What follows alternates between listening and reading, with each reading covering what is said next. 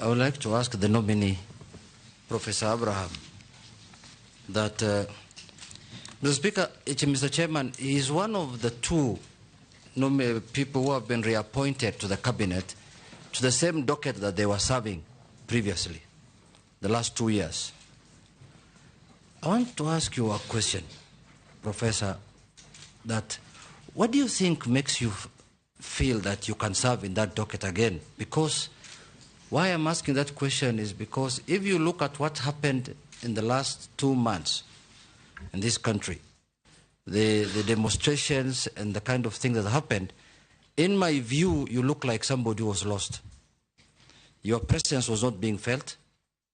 Your omnipresence was not being felt, if I may say so, because you could see abductions were happening, human rights abuses were happening, but the minister's voice was not being heard in that situation. What do you think, what makes you think that you can serve again in the same docket? But the next question is that you have also seen widely, you have been widely accused the last 2 months or the last 1 year that you've presided over human rights abuses from time you've been appointed CS till last month.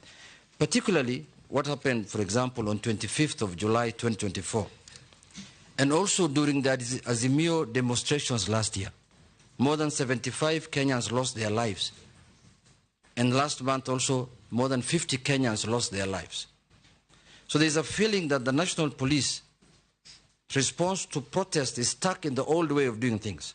So the question is, to what extent do you think ministerial responsibility for the brutality meted on Kenyans by security organs? At what level do you think you can take responsibility for that? What new ways are you going now to do to stop that? So my question is, in spite of all these abuses that have happened, in spite of all the problems that Kenyans have encountered, what is this new idea that you will employ this time if you are approved by this House? Because one of the things we are looking at, Professor, Chairman, is the suitability of the person to hold that office. What makes you think you are suitable in spite of all those problems that you have encountered the last 2 months? Thank you, Chair. Professor, proceed. Thank you, Mr. Speaker, sir, and honorable members. I was in office for 21